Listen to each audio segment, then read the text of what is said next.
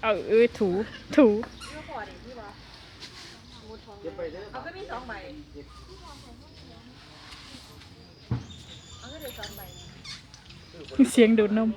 เอามันก็มันน้ำพอ2 ใบอันนึงแล้วมันเรียน1กับ2มันบ่ล่ะมันเก่าโอ้เมียนที่ลีนั่นน่ะอ๋อ20อันนี้10 ตาไปเบิ่ง บาท ข้าวไป 50บ้างเงินจ้ะย่านหยังว่าหันเจ้าก็เขาไปถ่ายรูปน้ำเพลินอยู่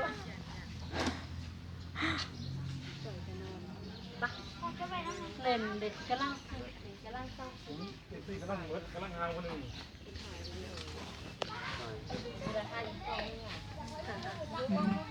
กินนมดอกบุญเจ้าล่ะเพราะเอาสอดทางหวาน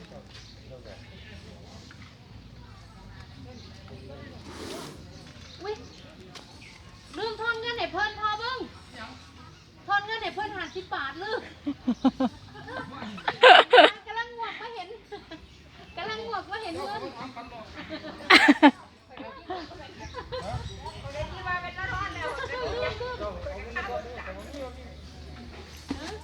มันแม่นข่อยกับเมื่อละตีเงินแบ่งกินโอ้ยนี่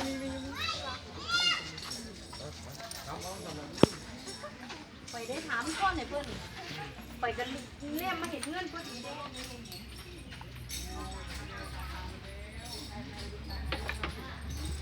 ขนมนี่ซื้อมาไม่พาต้องกินเรากินเองนะจัดเลย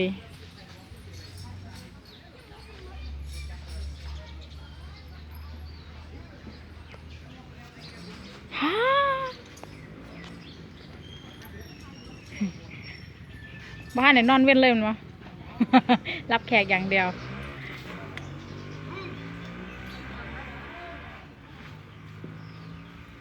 อุ้ยเก่าอย่างเดียวโอ้ยเกยนอนดนเนาะนอนยุ่งกวนมันติเนาะมันจะตอไฟเลยหรอขนาดเท่าตอไฟมันยังบ่เปิดในนอกเลยเนี่ย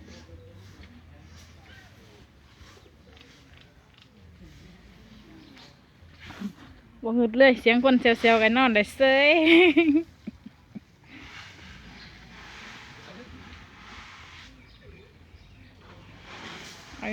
คันเต็มทีแห้งมันแต่งเต็มทีแห้งขี้ดินคุ ขี้ดินไงเอ้ย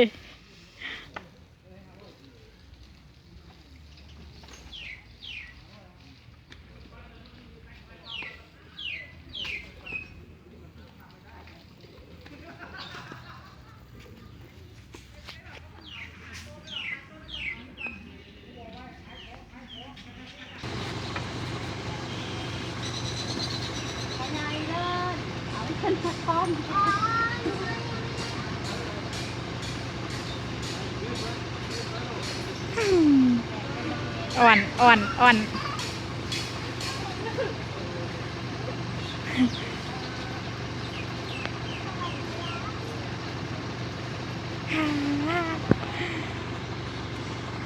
พี่อิดเป็นตาหักไข่ดาวเห็นอ้อยบ่ได้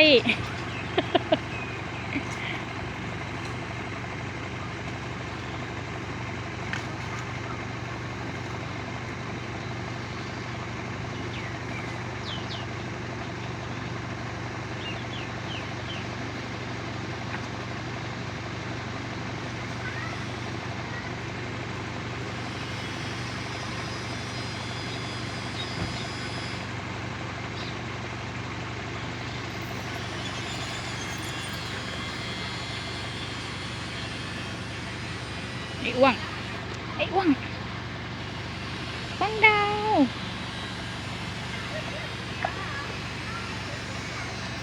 วันดาวเ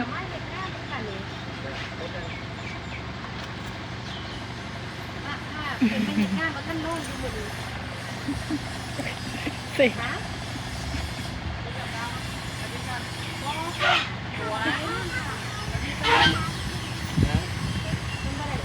คือตอนนั้น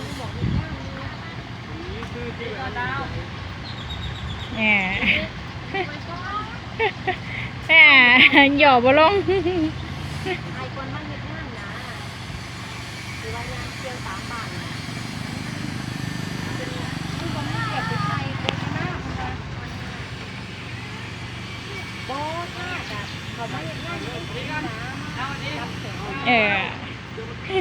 ถ้าเพิ่นดาวบ้านนี่นะทางก็ดีนะทางก็ดีเลยดาวดีกันจ้า ขี่คานแล้ว สวย ขี่คานหวัดดี ขึ้นมาหลายเป็นเหรียญปีต้นใหม่ก็ได้เอาวันนี้สวยๆย่อสวยจ้าบ่อันขึ้นดาวนี่เป็นสวยขนาดเป็นปีต้นใหม่หยังถึงแม้เป็นสวยน่ะจ้ามีคนมาหยอกเพิ่นเลยมีจังซั่นจังสิเพิ่นยังจะเสริมเหรียญโลกเขาถึงได้เพิ่น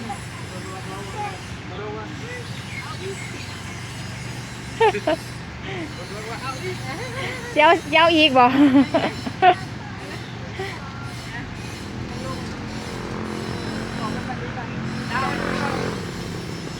ค่ะ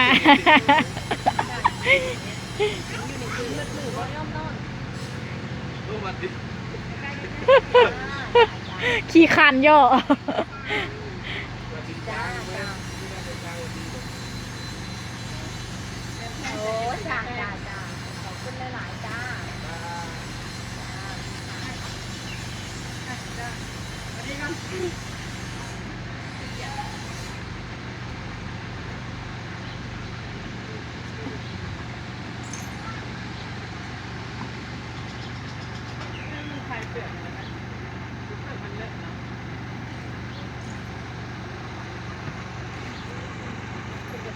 กับคนเสียงเลยเราก็ไปยิ่งเขา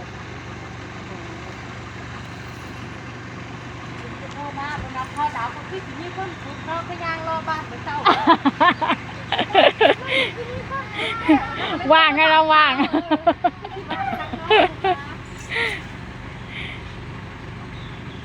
ฮิอู้น้ำลายเว้ย แล้วโทรมาถาม